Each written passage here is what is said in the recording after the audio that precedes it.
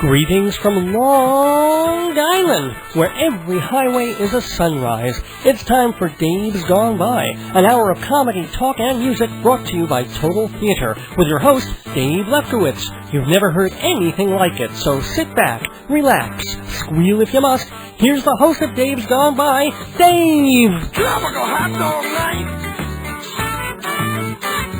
Like two flamingos in a fruit fight! Well, there goes the Daverhood. Welcome, everybody, to this edition of Dave's Gone By on this April 8th, Easter Sunday, and still, actually, it's a Passover Sunday as well. It's just we've already had one almost Passover Sunday, so we're kind of getting tired of that. But happy Easter to all the listeners and Passover to all the rest of the listeners, etc., and so forth. And happy holidays, of course, to my good friend and co-host for this evening, Jeff Goodman. How you doing, Jeff? Hola, Dave.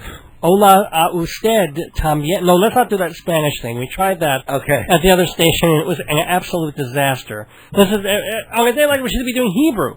You know, so Shalom, Dave. Shalom. Shalom, Geveret. Shalom, Adani. Only my wife is laughing at that one. Okay, so anyway, the Daverhood is about comedy, talk radio, music, interviews, sketches, monologues, all that kind of cool stuff. Peace be with you, Dave. Shalom be with you, too. No. Well, that was for our little Catholic or Christian friends out there. We don't have any. Okay.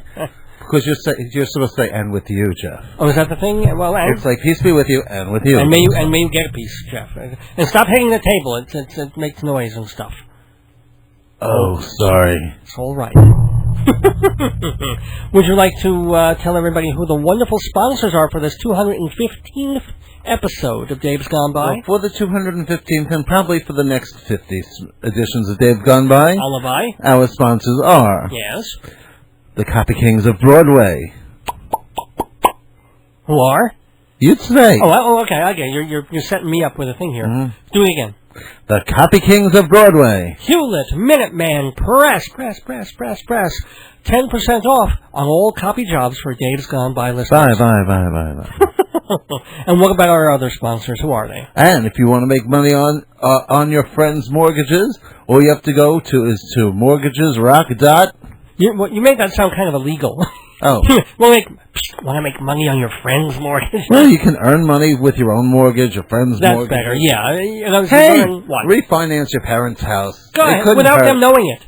It couldn't hurt. A surprise. Do a reverse mortgage on them and have them out on the street by the time they're 70. No, I'm kidding. Mortgagesrock.com. It is the place to go either to get a loan or to learn how to be a broker. Mortgagesrock.com. Or if you just want to be alone. Yeah, well, there you go. I want to float alone, as Marlena would have said. Not really. What else? How about the Bible of Broadway? Oh, would that be Theater Arts Insider?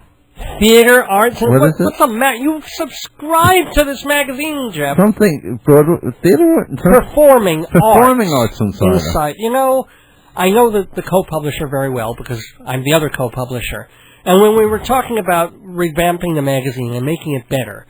calling it Theater Arts Insider? I was going to call it Theater Insider. Or Theater... It used to be The called... Insider. The Insider. Well, no, I think there already is an Insider. But it used to be called Theater Information Bulletin, which was okay. But then he decided to make it more insidery. Yes. Why did you snore at that? Because it was boring. How can I be boring in 7 seconds? No, the old title was boring. Oh, it was a good change. Yeah, to Performing Arts Insider. Yes, it was. He just didn't want to do Theater Insider because he wanted it to encompass dance and opera and awards, which it does. That's what's so special about Performing Arts Insider. It's everything about Broadway, off-Broadway, and all the performing arts in New York. It's a big pain. PAI. And what's the N for? Newsletter. Performing Arts Insider News. Very good. 10% off subscriptions for... Get the pain on Broadway. Hey, if you've seen some of the shows we both have, you've had the pain on Broadway. And hey, come on, let's not forget our fourth sponsor. Oh, that would be me, Dave. That would be you. Fancy Schmancy Balloons. Which is balloons. For all occasions, for all your party needs. So in other words, yes, you do balloons and decorations, not just balloons. But you can hook We're people not just up. balloons anymore, Dave. You can hook people up with DJs. You can hook people up. We can make your party rock. If you need drugs for your party, if you think mortgages rock, we can make your party rock like there's no tomorrow. That's right. Hey, what a wonderful segue. You know why? There's no tomorrow? Well, no, because we have rock in the studio. We have rock and roll. Real, the great stuff, the old stuff, as part of tonight's show. Do you know why? Where them be? Them be musically with be us. Tolls. Get it? I was giving you another segue. I missed it. Do it again. Where them be? Tolls. Okay. That's more like where them Jethro Tolls, but I don't even know. No, where them be? Oh, that reminds me. They are a cover. They are a tribute band. Very, very for the Beatles. To the Beatles, and they're quite good. They're called mostly Moptop. And if you were here last week tuning in, you would have heard them on our pre-show and a little bit on the show, right? Yeah, we've lost our pre-show. I'm so sad. Our pre-show went away. Yeah. I mean, the sports guy is really nice, and he's really put together, and he does a good show, but I'm like, man, you took away our hour, so he's going to have a horrible crash on the highway. No, don't say that. What? Dave, that's so mean. I'm not saying I caused it. I'm not saying when I was out there before. No, we wish him well. Axle. We wish him well, and we hope there's actually more people listening to him than when listening to us. Yeah. Well, there weren't much people listening to us. At 10 o'clock. Well, you know, there was, what's her name? What was her name from New Jersey? Minna. Minna from New Jersey. Yeah. Minna, we're sorry we weren't on at 10 o'clock. Tonight, yeah. But hey. Minna was probably going, what? I don't want to know about the Yankees. I want to hear about needless baloney from the two. Well, maybe not. Maybe she's a Yankee fan. She's like, you know, Jeff and Dave weren't bad, but this sports show is so much better. It's a shame the sports guy has to die. But anyway, I kid, because I hate. So, ladies and gentlemen. And why do you hate, Dave? I hate everything. Because I hate you everybody. Live. You hate because you live. That's right. And we're going to be talking about that later, too. We're going to be talking about hate speech and radio. Because in the Inside Broadway segment of tonight's Dave's Gone By, I'm going to talk about the show I saw last week called Talk Radio, revival of the Eric Bogosian play that's now on Broadway and starring Liev Schreiber, who I hate because my wife loves him. And then, let's see, also, after that, if we have some time, we'll talk about talk radio in general and what Jeff and I do both here and on the station. What do we do, Dave? I don't know. Whatever we do, we don't get paid for it. But the main thing is that also it came just literally like a day or two after I saw Talk Radio. Don Imus was in the news with that stupid comment that he made. And yet it's no more stupid than a million comments that you've heard on Talk Radio from people like him, from Stern, from all the others who are out there goofing in a humorous way and sometimes an offensive way. I don't want to give away the game of what I'm going to say about it, but I think you can guess already. We'll talk about it later. But first, let's get musical. Let's get magical. Let's have a magical mystery-hood tonight. I know that was. Don't give me that look, Jeff. I knew it was bad when I said it. I'm just trying for something. Sometimes you have to reach for the unreachable pun, to dream the impossible wordplay, to write the unbearable lexicon. Okay, let's go where we dare not go. To the mostly Moptop band right after these messages. 1, 2, 3. He's a real nowhere man, sitting in his nowhere land, making all his nowhere plans for nobody. Doesn't have a point of view, knows not where he's going to. Isn't he a bit like you and me? Nowhere man, please listen. You don't know what you're missing. Nowhere man, the world is at your command. La la la la.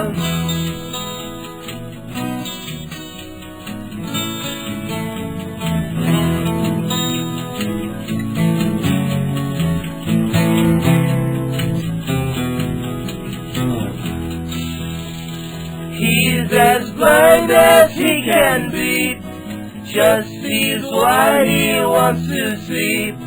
Nowhere, man, can you see me at all. Nowhere, man, don't hurry. Take your time, don't hurry.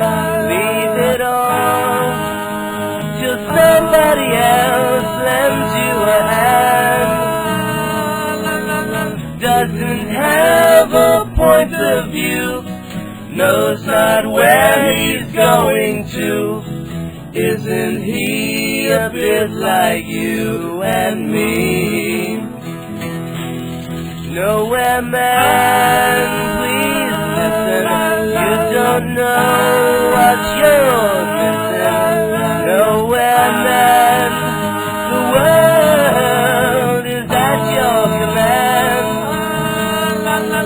He's a real nowhere man, sitting in his nowhere land, making all his nowhere plans for nobody. Making all his nowhere plans for nobody. Making all his nowhere plans for nobody. Thank you, Dave.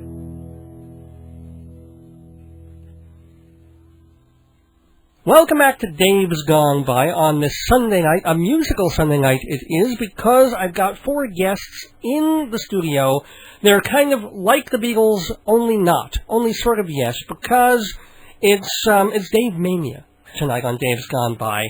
Not the Beatles, but an incredible simulation called Mostly Moptop, a Long Island band, and they're here. We're going to hear a bunch of their music, or probably we have been hearing a bunch of their music by now in this episode, but Days have gone by since he's done it, you know. Oh, there's the John of Anthony. Is it Pomus or Pomus or Doc Pomus? It's Pomus, actually. It's not chewing gum. No. It's Edgar Allan Poe's Daisy. That's a good mnemonic device. So it's Anthony Pomus, yes, indeed. Hello. Hello, Anthony. And are you the leader, or are you just one of 4? Well, you know, we all take turns with that one. You know, Paul kind of got us started many years ago. Paul started it all in the beginning, and he'll tell you more about that. But as far as on stage, I do project most of the John-ness. And just to give you a bit of who the other people are, John Tobacco's our drummer. He's sometimes Paul and occasionally George. And on bass we have Paul Michael Barkin, and he's sometimes George, occasionally Ringo, and even sometimes John. And on guitar we have Eddie Franz, who's sometimes John, sometimes Paul, sometimes George, and ever so slightly Ringo. And I just sort of hang in the middle, you know. Sometimes I'm a walrus, and sometimes I play the fool. Really is up to you. Let's hear from other walruses. Oh, say hello, John. Yeah. Hi, Dave. Thanks for having us on. You sound just like one of the Beatles. Yeah. You're very welcome. A Japanese one at that. Hey, Dave. Good to be here. No, who's that? Who's just Eddie? You've got to, pretty much every time one of you talks, you've got to identify who you are. There's no cameras. You mean even after we leave the show, right? Yeah. Eddie? So that was Eddie, and now? Who else? And I'm Paul, and I sing George, and I do a really good, bad Liverpool accent. Indeed. Yeah. So how did you guys start? That's the usual question. Well, Turn the amps on. Many years ago, Paul Barkin had a very interesting idea in which he wanted to create something which ultimately has become known as the Beatles Magical Orchestra, but he transcribed all of these Beatles songs and made them for many, many different instruments. And that was back in the high school/college years. And later on, as time went on, Paul sort of found John, and Paul sort of found Eddie, and then John sort of found Paul, and then all 3 of them sort of found me. I was sort of the last piece before we all clicked and became what we are now, which is we needed a group.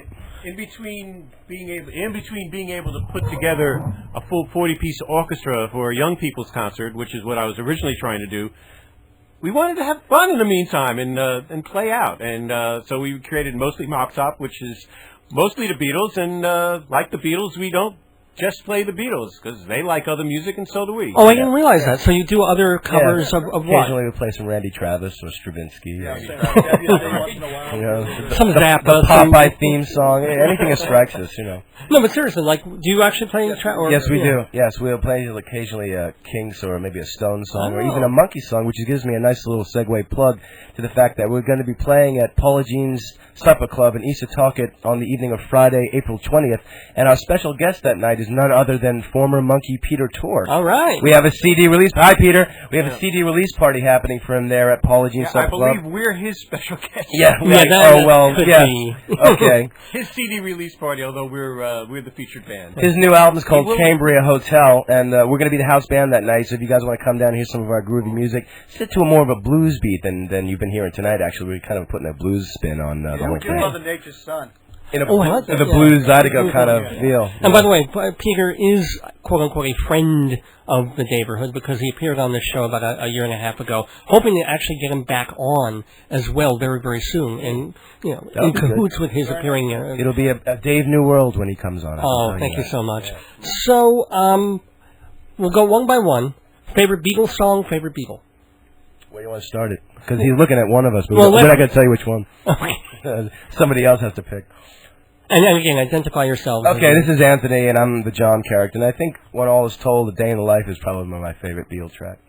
Okay. And which is your favorite? Are the Beatle that you're doing is your favorite, John? Well, I'm not doing any of them. Oh, you well. know, but, I do like... Certainly not John or George. No, they have lost. But I think John, in the end, is the most primal of the Beatle voices, the one that sort of sticks in my marrow all my life. But, you know, each of them gave their own little moment and own little time. I love George Harrison's I Need You from the Help album. Just a wonderful, wonderful song. Cool. But that's where I'm at, you know. And? Hi, this is John Tobacco. Mm-hmm. And I don't really have a favorite Beatles song. There's too many I like, and the Beatles had such a big influence on my own music that, you know, every one of them kind of influenced what I do musically. Great. So. Okay. And your favorite Beatle? Well, I was very upset when Lennon was shot, and I was very sad when George Harrison died. And Ringo and Paul are still around, so God bless them. Yeah. I don't have a favorite Beatle. Yeah, okay. Favorite Rolling Stone, perhaps. Well, I know Keith Richards. He's a very nice man. How do you know? Well, okay. How do you know Keith Richards? I was invited to his house. Why? Well, we have a different kind of digital technology we're trying to have him take a listen to, and he liked it a lot. And he said he wanted to be part of the company, but unfortunately things didn't work out with his manager and stuff. So. But he was. Doesn't he live on some weird island or something? Or no, Keith actually lives in. He lives in a weird island. He lives in Connecticut.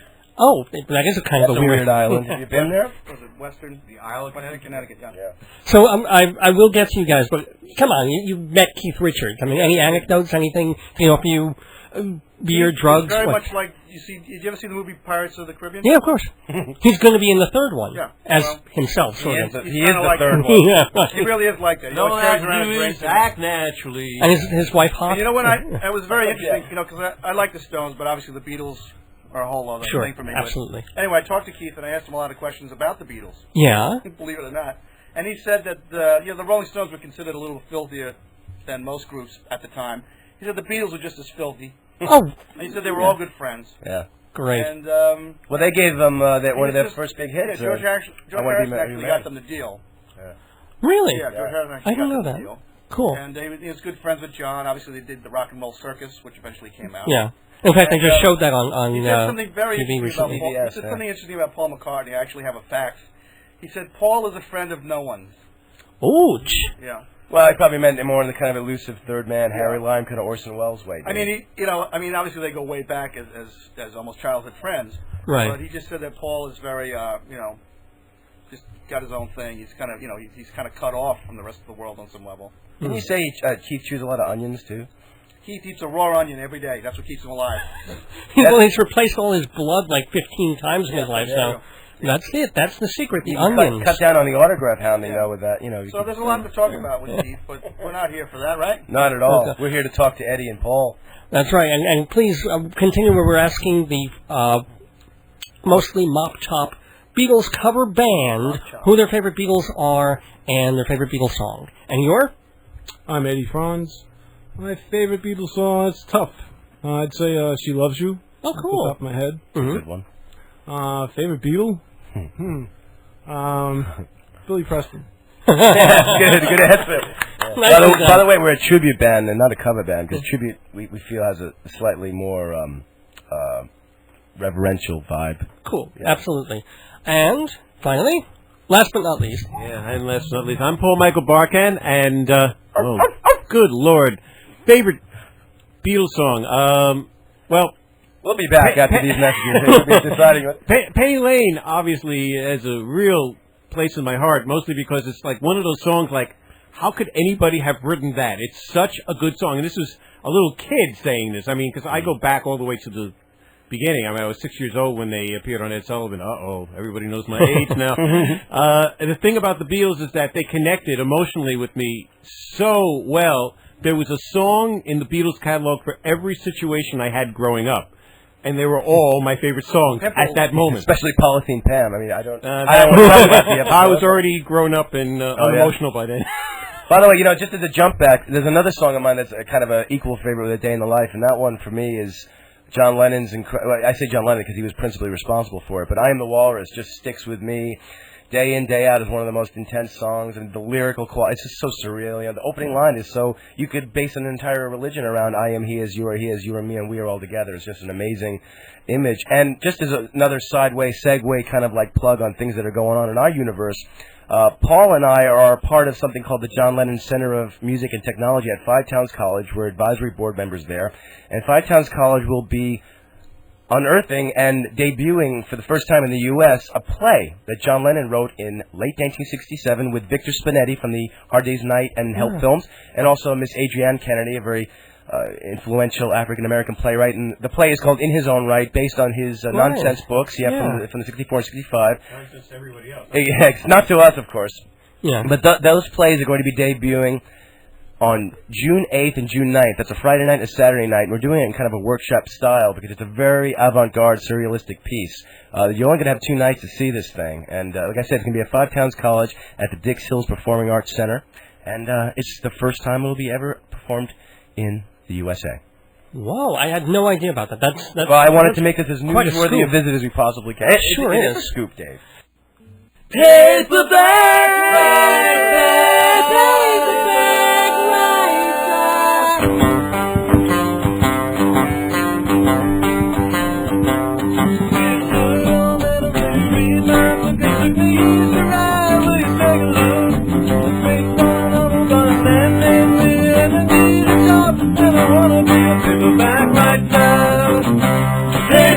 right now. Paperback right now.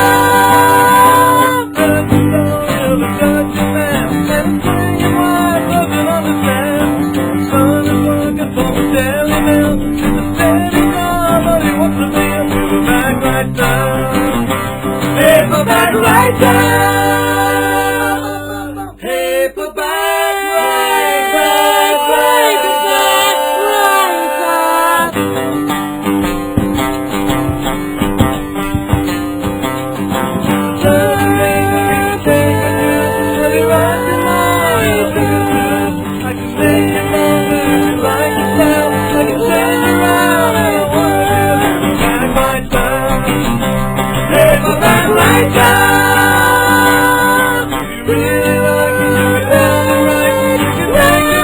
take it away from the night. Put me down and you can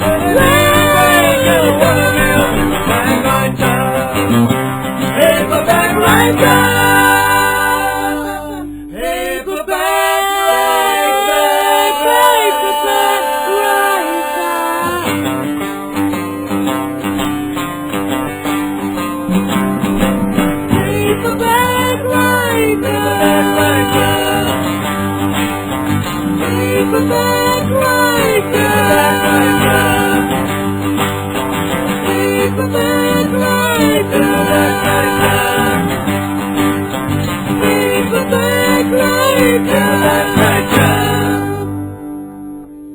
I dig a pygmy. Hi, everyone. This is Mostly Moptop, and you're listening to Dave's Gone By on WGBB. It's better than brown paper bags. And let everybody know, you mentioned the Peter Tork thing. Yep. Where are people going to be able to see you in, say, April, May? And then any big plans for the next year ahead? Are you guys going to put out maybe a CD or what? Yeah, well, we have a MySpace page. So if you go to the music section of myspace.com and you plug in Mostly Moptop, and you're too smart to not spell it right for yourself, so I'm not going to spell it out. All right, MOSTLY, Oh, I misspelled it. Mostly Moptop. Mostly Moptop. Put that into myspace.com. You can see our page. You can see our faces. You can see our sounds. You can see our lyrics and all that sort of stuff. And we have a blog on there. We talk about what we're doing. To answer your question, on behalf of the band, this summer, every summer, basically, we do all these gigs during the summer. This place called the Beach Hut. There are about 3 or 4 different locations. Yeah, Paul's going to say there are a couple different locations around the island. You can go online and look up. Lindenhurst, Cedar Beach. Sometimes we go all the way out to Shinnecock. Yeah. Watch your language. Which, exactly, it's not a verb, it is a noun. And another thing we're going to be doing, which is important to say right here and now, is we are doing a show in October of this year at the Patchogue Theater for the Performing Arts. We're returning there after selling out about 2 years ago. Selling out, that sounds funny. We did a Rubber Soul 40th anniversary show, and this year, we're doing a show called, basically the concept is Get Backwards Show. We're going to do the show in reverse chronological order. And what do you think of that idea, Eddie? In other words, you're going to start with Let It Be and Abbey Road and basically we're going to start right at the end. Start with the breakup and build up to Beatlemania. Basically, we want to leave people on such a keyed high that they never want to come back down again, which is where we've been for 30-plus years. They'll have a rare chance to hear that song from Hamburg, Cry for a Shadow. Oh, cool. How about Leave My Kitten Alone? It's funny. We're the only band who does that. That's a great number. Yeah. Well, I was going to say, if we do it badly, there might be a reason, but we actually do it well. Ladies and gentlemen, we've been talking with Mostly Moptop. Do catch them. Do check out their MySpace page as you're hearing the. I just want to. I'm being directed to ask you a question. What do you think is the main legacy of the Beatles? What's the one thing that they brought to the world that's most important? And identify thyself. Hi, this is John Tobacco. What the Beatles brought to the world, I mean, obviously was songs that are so ingrained in the DNA of human beings that, they brought togetherness and community, which is one of the few things. I mean, it's one of the few things where the Beatles, in many ways, for most people, are like a religion. But it's like a good thing where you can really share it. It's not something that... the music is what's shared. It's not a money sort of thing, Cool. Yeah, it's entirely non-divisive. Yeah. And I think I speak for myself because I'm here, but I think I speak for the group as well. I think so. I might not be, but we tend to get all of our richest gifts and grandest themes of our lives from this music we play together as bandmates and as brothers through this cosmic shadow we call life. Wow, the cosmic neighborhood. This is Eddie. The best thing with the Beatles for me, what I see, is it makes you want to sing. Oh. Like I have little children, and I'm introducing them to the Beatles. Yeah. And the first thing they do is they sing. It just makes...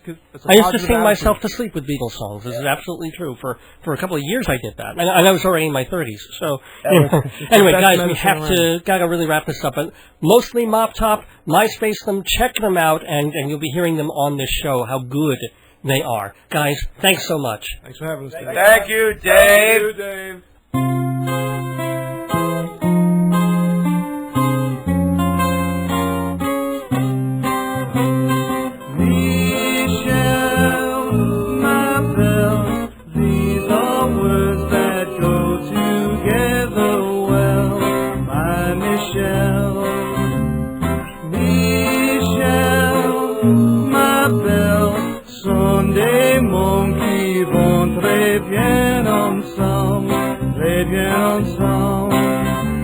I love you, I love you, I love you. That's all I want to say.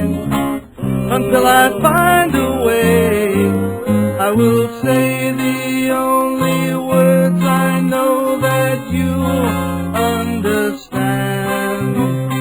Michel, ma belle, sont des mots qui vont très bien ensemble.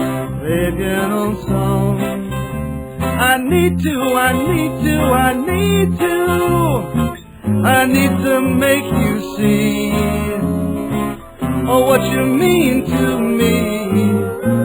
Until I do, I'm hoping you will know what I mean. I love you.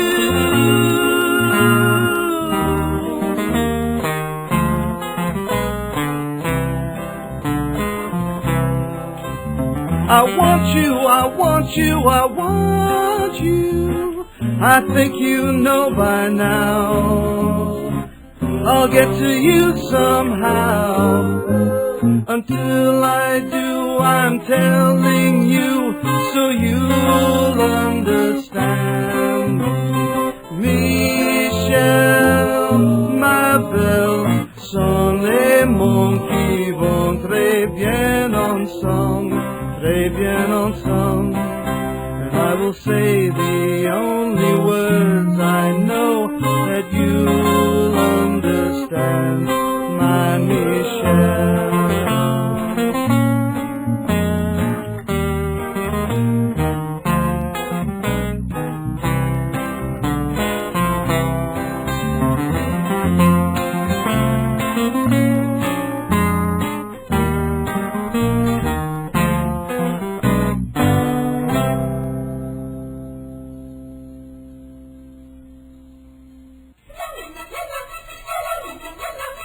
Inside Broadway, brought to you by Total Theater's Performing Arts Insider, your everything theater guide.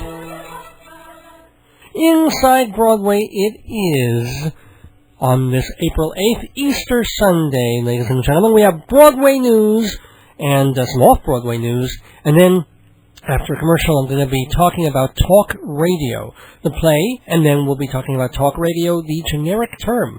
So do stick around for the rest of this episode of Dave's Gone By. Now we begin inside Broadway with some, pretty big Broadway news. Phantom of the Opera has turned 8,000. That's right, they just had their 8,000th show at the Majestic Theater. It was a Wednesday matinee, April 4th. It's already the longest-running show in Broadway history, and so they marked it in kind of a nice way. Howard McGillen, who's currently playing the Phantom, made a speech and cut a cake, and then I think they had a little cast party. Now, Phantom has spent... And then they gave out 8,000 free seats. Yeah, as if. Oh, no, give credit to the Macintoshes and to Lloyd Webber.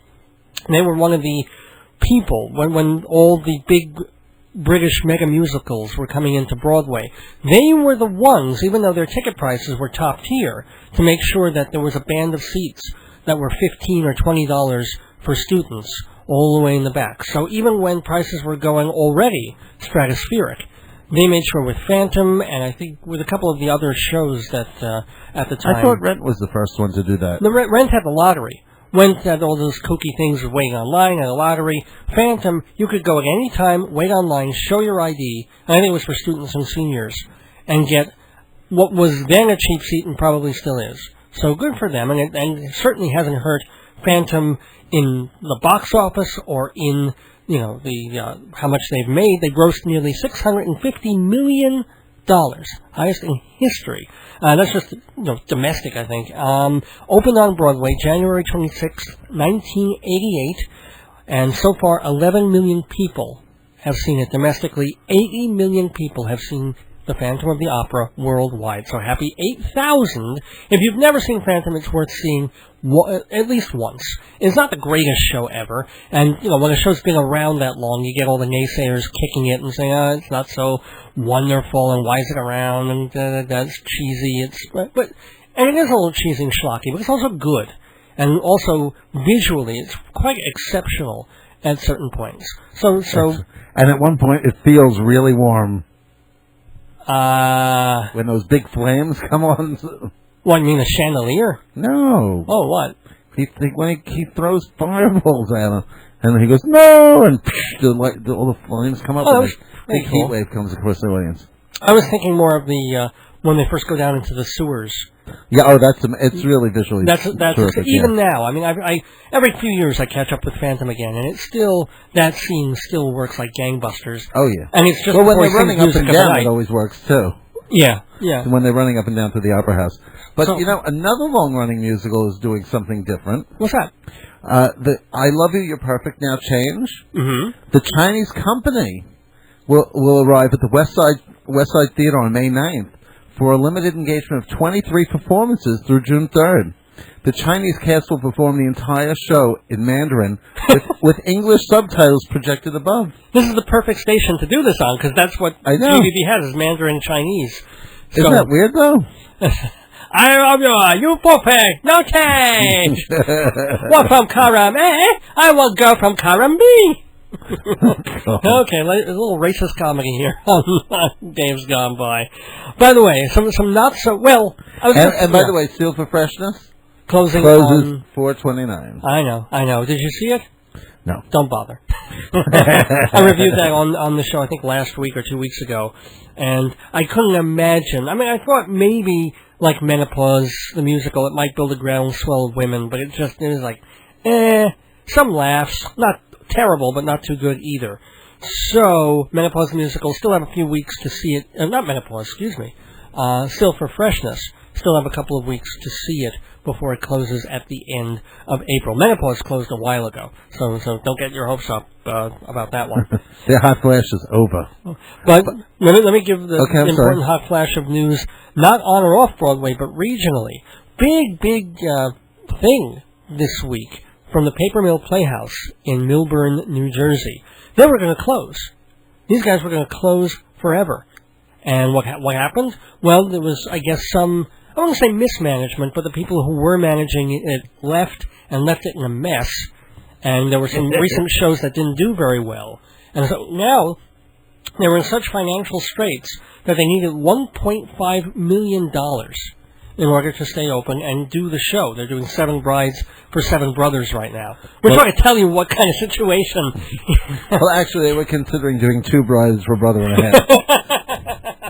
Well, 1 bride, 1 brother. And it's just a civil ceremony because they can't afford a wedding. Yeah. With no reception to follow. But that's the problem. I mean, they did Romance, which is a very lovely, nice musical, and yet nobody came, nobody cared. Yeah. So now they do something that should bring in everybody, but it's an expensive production, and they don't have the money for it. So they were threatening they're going to close our doors unless we get some money. Well, turns out later in the week they got $300,000 in donations just from regular people, and also there are 2 real estate companies that are backing a multi-million-dollar loan to the Paper Mill Playhouse. So even though they are still very, very much in trouble because their subscribership sank from 45,000 subscribers about 20 years ago to under 20,000 subscribers now, and their CEO left them in this mess. He's now over at Rhode Island's Trinity Rep. Good luck to them. And do you know that? Do you, Jeff, have any idea when Paper Mill Playhouse was founded? 1763? Well, not quite. You got to add like almost 200 more years to that. But it was a paper mill, and stayed that way until. And then they changed it to a playhouse? In about 1928, they made the shift, and they had their first season in 1934. Wow. Or they founded it in 34, and then really started in 38 with a show called Kingdom of God. And they've been. I remember that one. They've had some hard times. But recently, they did have a couple of Broadway shows. Remember the You Can't Take It With You came to Broadway back in 1984, and that revival of I'm Not Rappaport in 2002 was from the Paper Mill. So, 2 Broadway flops. What can I tell you? Yeah, thank you, Paper Mill. Well, anyway, so on the happier side of things, they're still running. They got some of the money. At least for this year. And going off Broadway, the Lucille Lortel nominations were announced. Yay. They were like the first. Usually Outer Critics Circle is first out of the gate, but Lortel is now kind of swooping in earlier. Spring Awakening, your favorite show, had 6 nominations. Yes. Now, up for Best Play from the Lortels, which only do off-Broadway. Right. The Busy World is Hushed, Dying City, Indian Blood, and David Hare's Stuff Happens. As for musicals, the contenders are Gutenberg the Musical, which I really want to see. I need to. In the Heights, Spring Awakening, and Striking 12. Oh. So Boom, boom, boom. That was boom, supposed to be boom, very boom, good, boom. too. So that's a pretty good field for the musicals, I'll tell you that much. So anyway, those are the Lucille Lortel nominations, and I guess the winners, I didn't write that down, but it's probably coming in a couple of weeks. Anyway. I have some news. Oh, what, Jeff? Big Broadway cast changes. Who that? Sutton Foster is leaving Drowsy Chaperone. Oh, ho, ho. In 2 weeks. 2 weeks? Who's coming in? She's going to be replaced by... Talking to the mic. Janine Lamanna. Oh, Janine Lamanna. Remember her from Seussical? Yes.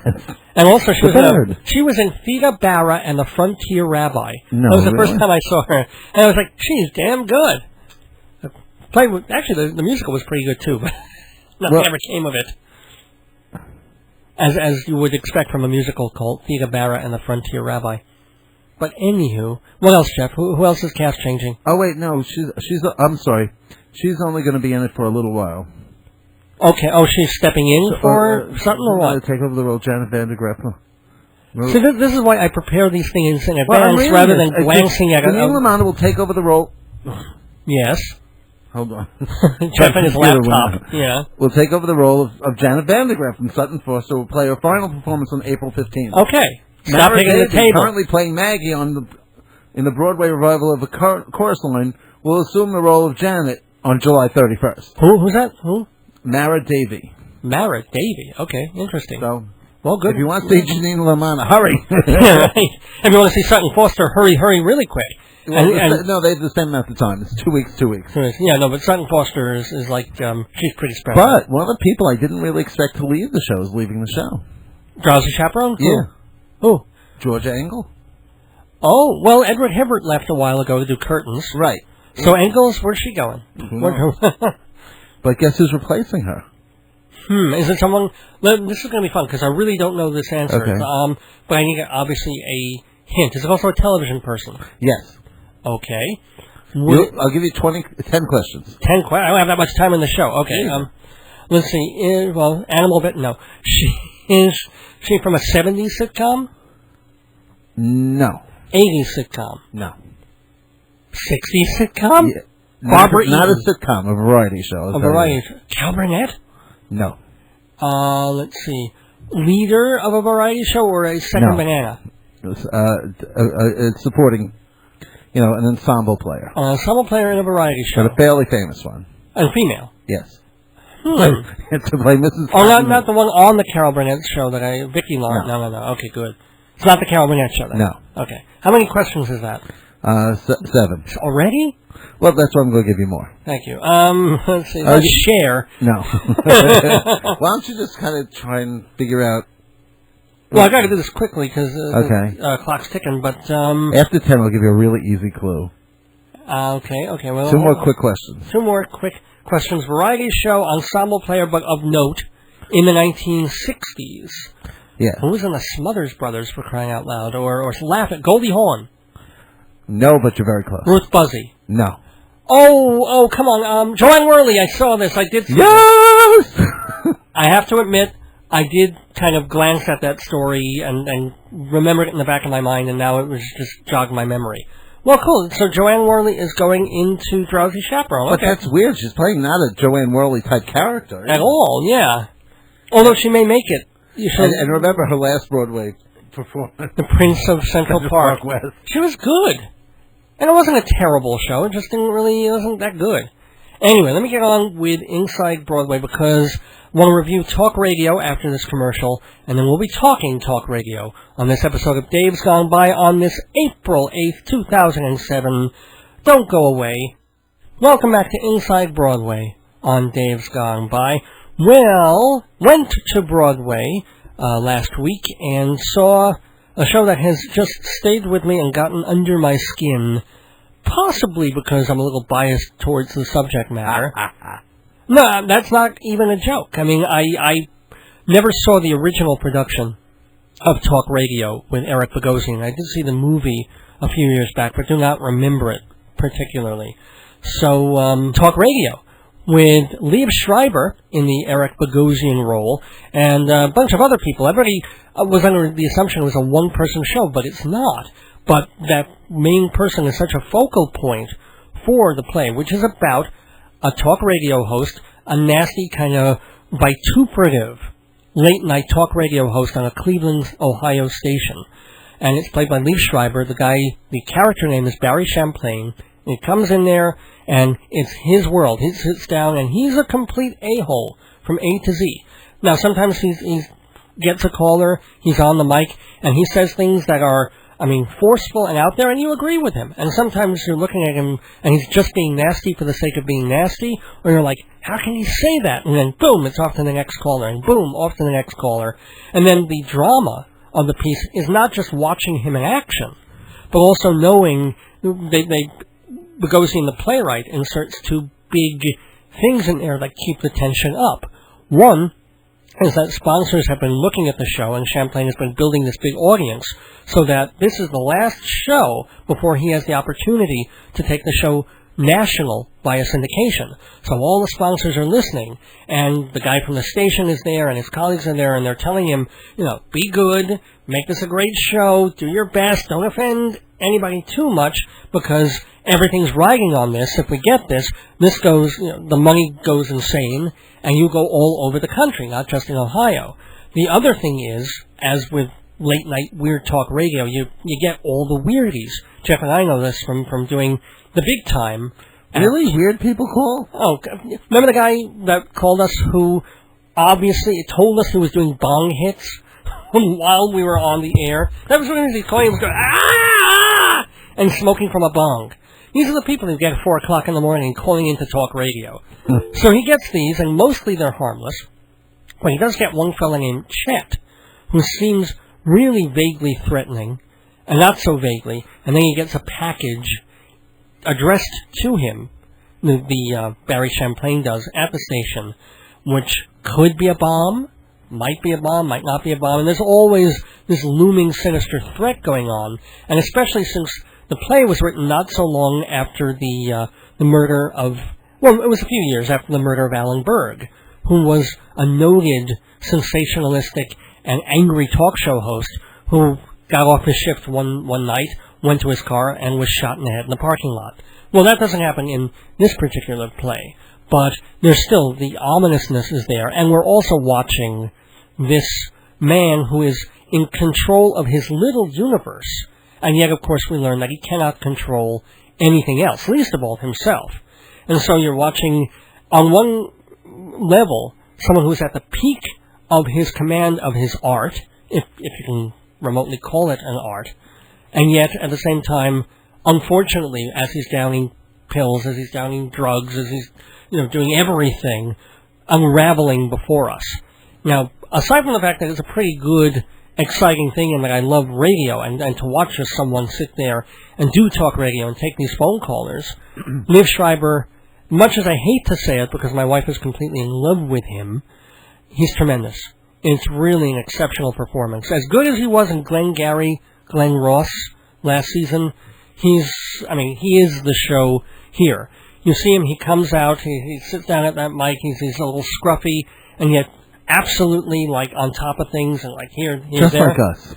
And he maintains that, and yet at the same time, you watch him slowly losing it, going out of control, and being affected by the pills he's taking, by the booze he's drinking. It's really just, you cannot take your eyes off what he is doing or the command of his performance. It's really exceptional, and a lot of the other performers are pretty darn good too. So I have to give this one absolutely 3.5 to 4 stars. It's terrific. Does that get the David seal of approval? 4 seals of David's approval. Not the least of which is the fact that it's just had me thinking about the play ever since I've seen it, and has even affected the way that I've been behind the mic. And we'll get into that after these messages. We've just been inside Broadway, thanks to TotalTheater.com and Performing Arts Insider. Dave goes off, Dave goes off, Dave goes off, Dave goes off. Yes, indeed, Dave goes off on a rant, on a monologue, on some thoughts. It won't be a monologue because I'm lucky enough to have Jeff Goodman, my guest co-host, with me. It'll be a monologue plus one. That's right, a duologue. But it really is so appropriate to call it Dave Goes Off because that's what talk radio, the play, is about. And that's what I've been thinking about all week. Because Jeff and I were in Stony Brook just a couple of days ago, not doing our regular show, The Big Time, which we do every other Friday from 3 until 6:30 in the morning on WUSB. But we were doing an earlier version of The Big Show. Yeah, Big Time. We were filling with a in. Big shoe. With 2 big shoes. Like, we were on for 2.5 hours, then we took a 2-hour break, and then we filled in for another show. So all told, we were doing like 4.5 hours of radio that day, which we loved, which was great fun, and we were excited. And we got so many phone calls, especially in that first show, when things started cooking. That really made me feel like, aha. Oh, yeah, when we talk about interracial stuff, it's nuts. They call. And also when you talk at 3 in the afternoon instead of 3 in the morning, kind of a difference in the reaction that you get. A little bit. But that was exciting to me. I like our 3 in the morning maniacs. I do, except, that wreaks havoc on your sleeping patterns and blah, blah, blah. But what I'm saying about what we did a couple of days ago, I want to get serious about this. It's like, I really felt like, aha, this is Real Talk Radio. What we're doing here right now, this is it. We're fielding the calls. I get off with one caller in about 40 seconds, and I've got to go to the next one because there's someone else, and there's someone. And say your piece. And if you don't have a point, then come to the point quickly or call back when you have one. And not to be nasty, but you want to be nice to people and yet get to them. It's funny, when you don't have any callers, you want to keep them on the line as long as you can and tumble with them and get the most out of them. When suddenly the phones are lighting up, it is that natural reaction to be like, okay, hey, great, thank you for calling, gotta go. Okay, and yet, David, you lost so many calls because you wouldn't get off the phone with some of these people. Who? David was falling in love with a guy named David who was cooking a bunny. Oh, no, he was the first call. No one called while he was talking. No, but there were other people who called, and there were 2 callers, and you. Oh, I think I lost one accidentally. But anyway, I'm still finding my sea legs with it. And yet, at the same time, I felt myself having that kind of dictatorship feel about it. Because it wasn't just me at the mic or talking to Jeff or playing some music. It was me like, okay, I'm in command. You're talking to me. You don't waste my time. You're in command. Yeah. Meanwhile, what was I? And that is a good point, too. Because when we do the Big Time, that's a mutual show between Jeff and myself. See, Dave's Gone By is my show, and Jeff comes on as a guest co-host when he's invited. And occasionally lets me talk. Occasionally. On the Big Time, it's 50-50, or at least it should be. And yet since I'm the one who is trained at that radio station, I'm the one manning the board and the phones and the stuff. What David's trying to explain is that I'm the idiot. I'm the Roy Cohen of the deal. I'm sort of out there, the octopus with the suckers on all the things. Really? And Jeff just shows up, and everybody loves him. Because all you have to do is show up and be cute and funny and whatever. Uh-huh. Even though you tend to be sometimes nastier than I am, which is pretty interesting. But people they don't think you're doing it. They haven't met my sister or my dentist. Hey, did you hear about, I don't want to go too far afield, but you hear about that dentist who peed in the sink? No. He's up on charges because this dentist was peeing in the sink that he was sterilizing his instruments in. Well, isn't that how you sterilize something? If you have a wound, Hey, you're right. It's the wee-wee method. But anyway, already I'm going a little far afield on this. And then what happened was we came back for the second show, and I was a little tired, and we had that break in the middle. So we get on the air, and the first thing that happens is we get a phone call. Right? Remember this?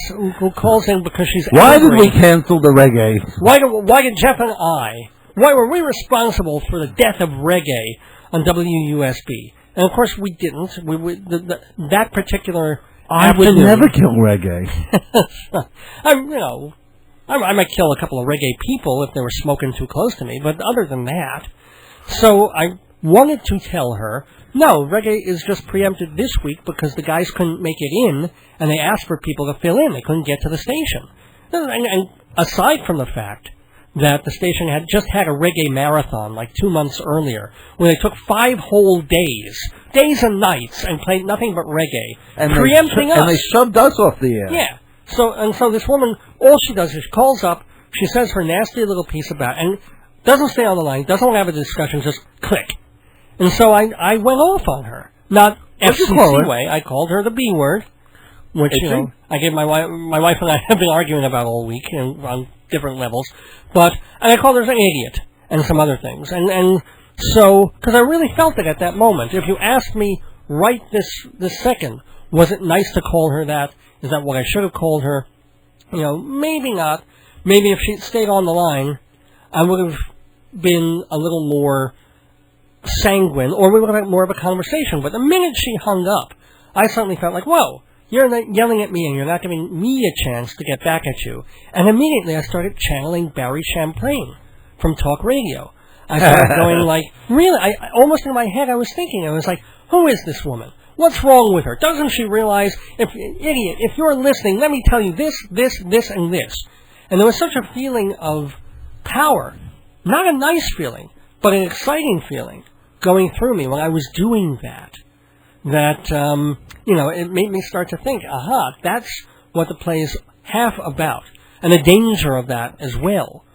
I mean, what are your thoughts about that? Because we can also, as we have a little bit of time, talk about the Imus About thing. you going off and going nuts? I didn't go nuts. Did I go nuts? You were really, really upset.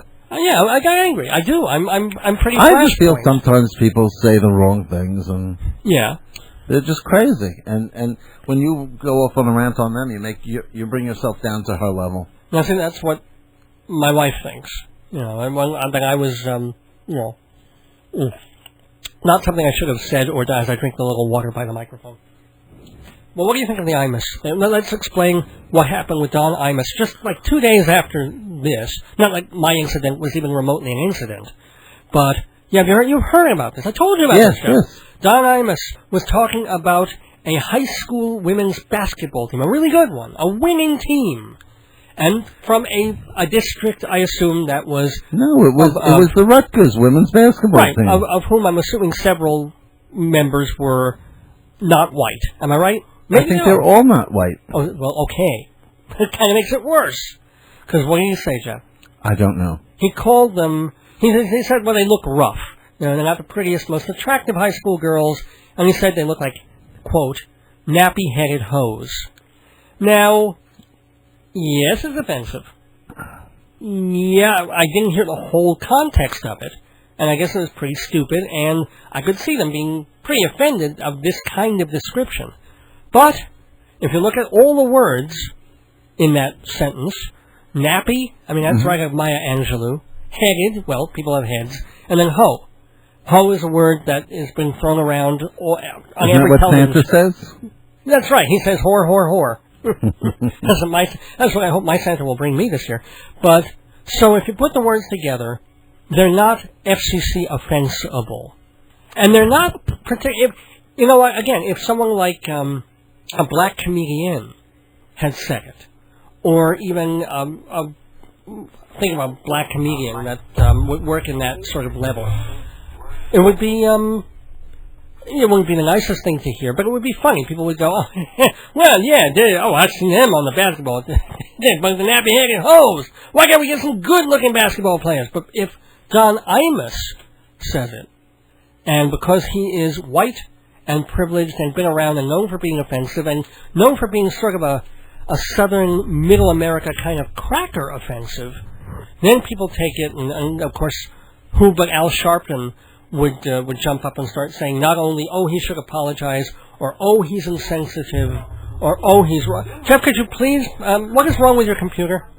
Sorry. I was surfing, and I surfed on the wrong page. Yeah. And it won't shut up! Okay. Can't you, well, see, it's a laptop that is battery operated, so... Hold on, I'm going to take it out of the room. Okay. Thank you for ruining the segment, Jeff.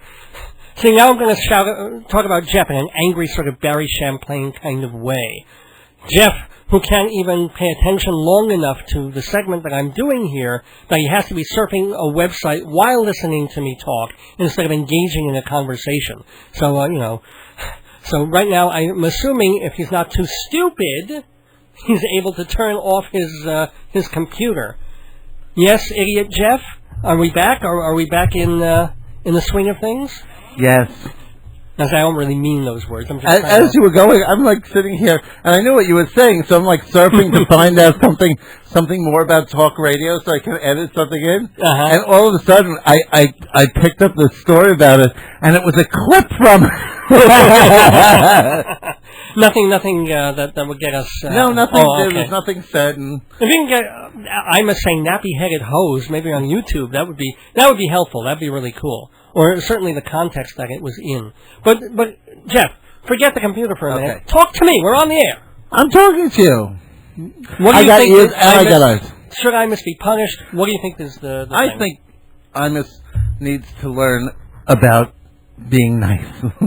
I think that was just After all these years? By the way, you're listening to WGBB. It was a terrible, terrible thing to say. Sorry. Well, yes. Has he not said a million terrible things? Oh, has not Howard Stern said a million terrible things daily about black, white, Jewish, retarded women? I don't know. I don't like the term nappy-headed hoe. I really don't like that term. You wish you had a nappy head. I No. wish I had a nappy head at this point. I don't really care, but I was kind of offensive. Really? Well, yeah, for the moment I was too. It was like, what? And I think what he was doing, he does that just for shock value, and I don't like when people do that for shock value. You know, I don't think there was anything funny about it. I think it was a totally racist remark with no redeeming, humor in it. That I think is a pretty good point.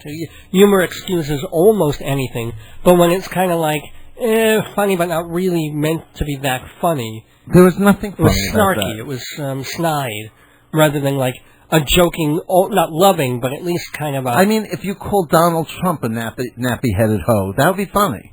Yeah, it was a bald-headed hoe now, ain't he? Oh, no, the other guy. Vince McMahon. McMahon had a shave, not Yeah. Oh, darn. But... So But that was all fixed anyway. Do you throw Imus off the air?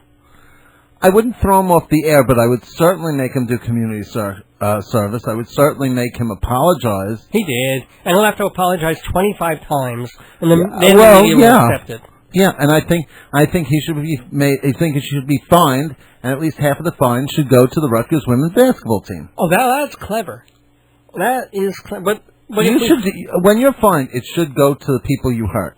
Well, let's see. Who was hurt by Janet Jackson's boobie? She was fined not she, but CBS was fined $500,000 for that Super Bowl quote-unquote incident. Well, maybe it should go to, like, quality programming and television. Maybe they should, like, pick up Public two on broadcasting, the aisle. so they don't have to do pledge months. Yeah.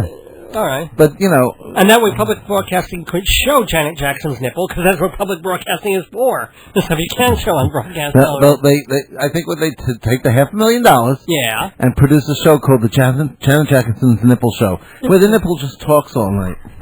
That'd be interesting. Speak into the nipple, please. Yeah, I think they could milk that for at least 13 episodes. But I need my comedy bell for that one. Where is your comedy bell? My comedy bell's in the drawer, so I can't really get it right now. But just everyone imagine the comedy bell ringing after that nipple joke. Do you want me to get a ring? No, don't. Leave your computer alone. Please.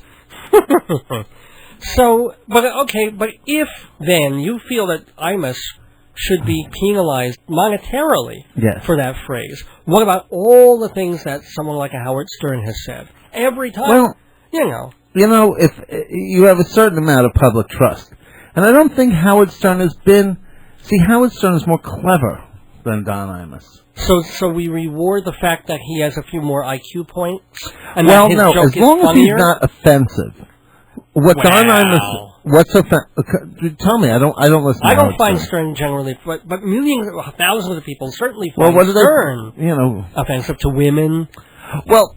No, but that's because he makes fun of women and stuff like that. And if they're offended by that, then they turn off the radio. But I think that when you make a comment specifically directed, it was specifically directed at the Rutgers women's basketball team. And that's wrong. If you want to call all black women nappy-headed hoes, that's okay. Wait a minute. Somehow I find that actually more offensive. Do you? Don't you? If you want to, well, I mean, if he does it as kind of a universal, I can't explain where if it was a universality about it, but just specifically, if I came on the air and started, if you came on the air, we definitely get fined. What? No, I don't know what that means. Yeah. I'm going to phone you soon. Okay, yeah, and you did I'm what? turning on my computer. No, I'm gonna no, play please, something. no. Yeah, so if you were on the air and you did what? No. If you were on the air and you insulted me personally, well, I would be upset. Treason and libel we get into. That's something else. Well, he was insulting these women personally.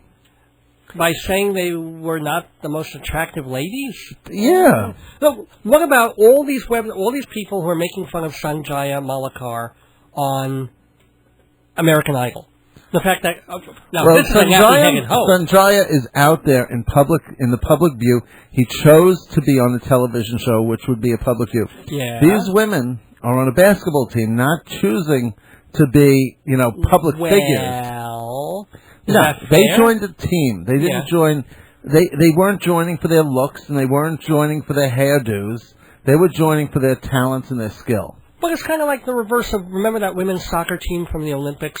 And they were all really hot, and the woman took off her shirt. And yes, one of them was on The Apprentice, by the way. Oh, is she really? Yeah. Oh, no, wait, no, she was on a hockey team. Oh, okay. Either way. What I'm saying is they did calendars and stuff, and people compliment, the thing was, these are the hot girls, and they... Well, they only picked the best-looking ones of the bunch. There were like 40 people on the team. Oh, okay, yeah. So the nappy-headed hoes weren't picked. What? They didn't pick the nappy-headed hoes. But if you're allowed to call people beautiful and nice and sexy and whatever... Then the converse is you should be allowed to call them as you see them if they're not. No. You shouldn't make fun of people just because of their looks. It's a terrible thing to do. There's a corollary about that. I mean, No. So if you want to be of, nice, if I want to be nice and say, Dave, you're really intelligent and witty and humorous and your show should run that's lovely. from 10 I would to 12. love that. But if you want to make fun of me because I'm short, or my looks, or I'm balding, whatever it is, or that I'm not always good on the air, however, that's also part of the freedom of the speech. But if something... Well, you can't call me a filthy Jew.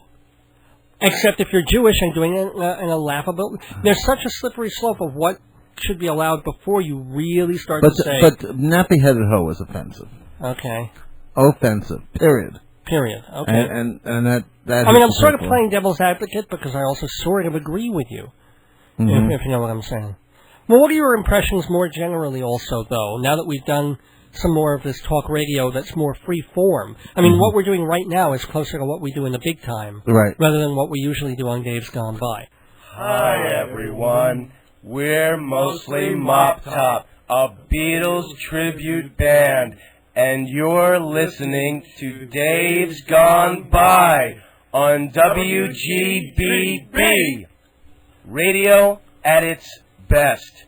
Radio at its best, ladies and gentlemen. It's 12:17 a.m. on this post-Easter Monday, April 9th. One or two more days. Monday. We're doing a lot of radioke today. Yeah. We didn't really get a chance to do much of that. This was an idea that Jeff had for the big time. Hey, we got one person to do it. Wasn't so bad. What'd they think? What did they say? I think they just started saying happy birthday or something. I don't think they did. Oh, okay. Well, it didn't take off that day. Jeff's idea was kind of cute. It's just people come on the air with us, kind of in American Idol style. So if you want to sing, call us. Yeah. At area code 631-888-8811. 631-888. Or if you have any question on Earth, I can answer it right now. Mr. Answer Man. Come on, you can't resist that, folks. 888-8811. Ask me a question, Dave. Area code 631. I've got to ask you a question. Let me see. Okay, well, that's right, because you've got Google in front of you. That helps. But remember, no Wikipedia answers. They can't be trusted. Okay. So, let's see. Can you predict how long our forces will be in Iraq? No. You mean something that was in the past, I assume? Yeah, I want something factual. Who were the Hottentots? Hottentots? Yeah. Can you spell that, please? Hot H-O-T-T and tot. E-N-T-O-T-T-S? I guess if you put babies in an oven, they're Hottentots. Okay. They are a black tribe in South Africa. Okay. They have a lot in common with the East Africa tribes. Yeah. Talking to the mic, Jeff. And there's also a movie called The Red Hot Hottentots. Okay. I saw the Red Hot Hottentots. Then there's also something called Four Hellestein Hottentots. Okay. But, would you like to know more about the Hottentots? Not especially, but I'm glad you answered my simple question simply and directly. That was nice. I kind of like this. This game I kind of like. It's educational. Mm-hmm. Who invented the compact disc? I guess probably a corporation at this point. Maybe Sony? It says here I did. Are you Al Gore? No. Ha, ha, ha, ha. Just kidding. So... I have to look in Wikipedia. All right, we'll go for Wikipedia. I'll trust it for radio. I'll trust it. And this website I'm on is very slow. Oh, okay. So it says, let's see. Oh wait, I think it's Einder, the German Wikipedia. Einder, we invented the compact disc. We did it to foil the Jews and owning the media. This is important information regarding compact discs manufacturing. Uh-huh. In the mic, Jeff. Yeah. Bring the mic lower to you if you need to. Second type, third type of the technology was developed by Philips and Sony, who are now licensed the technology. Aha. So people don't even invent anything anymore. All licensees must comply with the color book specifications put forth by Philips and Sony. This is the thing. In the old days, you'd have an Edison, even though it wasn't really Edison who was inventing everything. It was someone in his company. Now it's just the company. What's interesting Philips and Sony, is that the red book is used for CD-DAs, and the yellow book is used for CD-ROMs. What the hell are CD-DAs? The CD. And they're the people who prosecute CDs. That's what they are. But anyway. Let's see. New question. Enough of that. Okay. I got to think of a better question than that. Let's see. Where did the Easter Bunny idea come from? Well, actually, we're 25 minutes late for that being appropriate, but still. We're searching. Here comes... Go up to Easter Bunny menu. Peter Cottontail. Here comes Peter Cottontail. Hopping down the bunny trail. Yes. Oh. The Easter Bunny is a traditional holiday character in the form of a giving rabbit, which is said to leave gifts. Usually, the Easter baskets are for children. Well, did you hear about that story? What? There was somewhere, some school where the it had its origin. Wait, in pre-Christian fertility law, the hare and the rabbit were the most fertile animals known, and they served as symbols. Okay. It's a fertility. It's a spring thing. I get it. That makes sense. The bunny. It's like the Hamantash in Purim, where Jews eat this candy that's a triangle with prunes and fruit in it, and we were told when we were kids that it was all about Haman's hat. It was supposed to represent the hat of the evil bad guy. Really, what it was getting us to eat our prunes. And also it was a fertility thing. You know, this little triangle with goo inside it. Hello? Not to be sexist on the radio, but what do you think? You know? Yeah. It originates in Western European cultures where it is a hare rather than a rabbit. Oh. And in the eastern half of the continent, it is also a long tradition in Hungary. The Easter Bunny is an example of folklore mythology. Other prominent characters are Santa Claus and the Tooth Fairy. Well, you know, and also don't forget the origins that it has in Hindi and also Eastern religions. Haven't you ever heard of the Hare Krishna? Comedy bell! Ring, ring, ring, ring, ring. Okay, Jeff, let's wrap this up. Thank you, Anthony Pomes and Mostly Moptop. Wonderful, cool group. They're going to be playing April 20th. They're opening for Peter Tork and his band Shoe Suede Blues at Paula Jean's Supper Club in East Setauket. That's April 20th. So if you want to hear Mostly Moptop, they'll be doing Beatles stuff, and they also do some other kinds of music as well. But certainly you want to hear them for their Beatles stuff. April 20th at Paula Jean's Supper Club. And also, Peter Tork has been on this program. He's, of course, the former Monkey, and he was a really delightful guest about a year and a half ago. We're trying to get him back on really soon, and I'm going to find out this week if that's going to happen. Well, thank you. Yeah. And speaking of monkeys, I have two more things about the Easter Bunny, because I find these fun. Yeah. The Easter Bunny and his twin brother Daryl appeared in an episode of Aqua Teen Hunger Force. Yes! In which a meatball, yes, was just for the Easter Bunny to appear. Also, In the South Park episode Fantastic Easter Special, it provides an alternative origin of the tradition of the Easter Bunny in an elaborate parody of the Da Vinci Code. Oh, wow. Did you see that one? No. Oh, I would like to. And you think Wikipedia is worthless. I don't know. My wife thinks Wikipedia is worthless. Speaking of which, gotta thank my beloved and wonderful wife, the reason that I live, the sole reason why this universe functions. My beloved wife, Joyce. Really? Who is anything but the stuff that I called that nasty woman on WUSB. But she is part bunny. Oh, yeah, she's my little butter bunny. And she knows what that means. But you're not procreating that much, Dave. I was going to thank you also. But now... remind everybody that you can hear a vintage episode of Dave's Gone By every Thursday night and every Saturday night at 11. 2 different episodes. 2 different episodes? On Live365.com's DFSXradio.com channel. No way. Go to davesgoneby.org to find out how. All the links are at my website. And if you'd like to learn more about the Easter Bunny, Wikipedia. We will be back next Sunday, April 15th, with the 216th episode of Dave's Gone By. Until then... And what does the area code 216 go to? 216 for a 216th episode next week. What? I don't know. Let me see. You do Google that while I tell people. Until next week, don't miss your days going by. This is Dave Lefkowitz wishing you good night. Happy Easter to all my peeps. Happy continuing Passover to all my schleps. Jeff, do you have that area code yet? Yes, I'm looking up. What is it, 216? Yeah. Next week, our big Dave's Gone By will be... Ohio!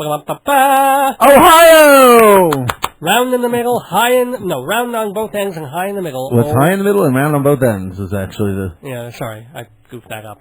But we won't goof up next week when we'll have another great show, possibly Peter Tork. We're not sure yet.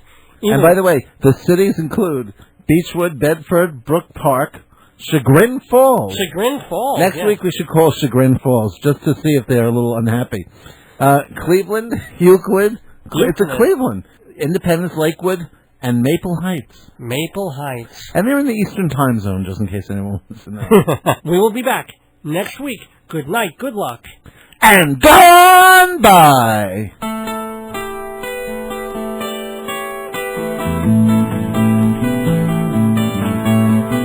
If I needed someone to love, you're the one that I'd be thinking of. If I needed someone, if I had some more time to spend, then I guess I'd be with you, my friend. If I needed someone, had you called some other day, then it might not have been like this. But you see, now I'm too much in love.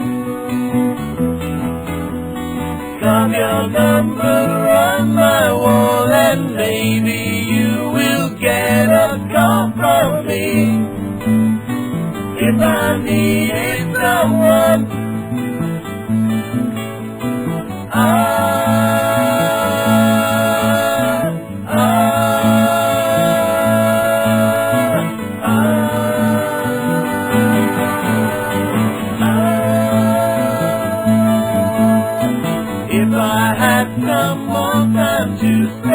then I guess I'd be with you, my friend.